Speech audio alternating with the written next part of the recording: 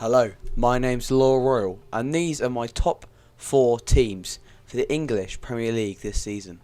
So far, the top 10 in the English Premier League goes as follows: Arsenal, Manchester City, Newcastle, Manchester United, Tottenham, Liverpool, Fulham, Brighton, Brentford and Chelsea. However, I don't really see Fulham or Brentford getting a top 4 spot this season, as I don't think they're good enough for Champions League football. I don't think they'll get as many points as teams like Arsenal or Manchester United. Firstly, we're going to talk about the Gunners, Arsenal. Arsenal has been absolutely outstanding this season, maintaining an absolutely excellent form and just firing the goals in. The signing of Gabriel Jesus in the summer has been one of the best signings this season, just next to Erling Haaland. Following his Euro 2020 penalty miss, he probably took it the best out of the three. Rashford fell off in form, and Jadon Sancho hasn't been the same after he left Borussia Dortmund, but Bukayo Saka has been improving and improving game after game. Next, we're going to talk about Manchester City, and we all know how good Man City are. They've been immense all season, but they have dropped points to some surprising teams, like Liverpool. I know they're not doing the best at the moment, but we'll get onto them later. Erling Haaland has been an absolute monster in the ST position. He's banged in the goal, and he's just done so well for Man City this season. The link-up play between Erling Haaland and Kevin De Bruyne is one of the best we've seen in the Premier League for a long time. Next, we're going to be talking about Newcastle United, and probably the most exciting team in the league.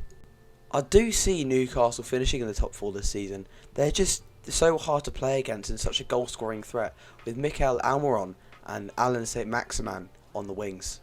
Next up, we got the Red Devils, Manchester United. The Reds have had a decent season so far, but a poor start with a 2-1 loss to Brighton made the hopes not so great, but Erik ten Hag has picked up the form and has got Rashford playing extremely well again, which is always nice to see. After the selling of Cristiano Ronaldo on a free to Al Nassr, Man United have just got better and better and better. Do I think he was the problem? Maybe. Am I a United fan? No. So I'm not really one to comment on this situation. Next up, we got Tottenham Hotspur. Tottenham have played, well, boring football this season, but they've got points and they're doing okay. But that 2-0 loss to Aston Villa really just stopped that form from continuing for Tottenham Hotspur. They've also got the best young right back in the league, Emerson Royal. Jed Spence. They have Jed Spence, but Antonio Conte just does not want to play him over Emerson for some godforsaken reason, and I'm not even a Tottenham fan, so he's definitely doing something wrong there. Next up, we've got Liverpool. Liverpool have been lacklustre this season, in need of midfielders, and definitely need someone to replace Sadio Mane, which Cody Gakpo might do this season, but we just don't know what to expect from it. And then we got my personal favourite, Brighton and Hove Albion. With Graham Potter leaving for Chelsea to succeed Thomas Tuchel, Brighton's new manager has just kept that form going and going and going. With a convincing 4-1 win over Everton, they look like they're just going to climb and climb and climb again. But what are my top 4 rankings? In this order: Arsenal, Manchester City, Newcastle.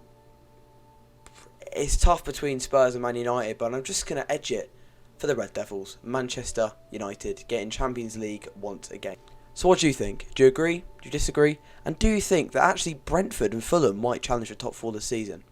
Stay loyal. Thank you for watching.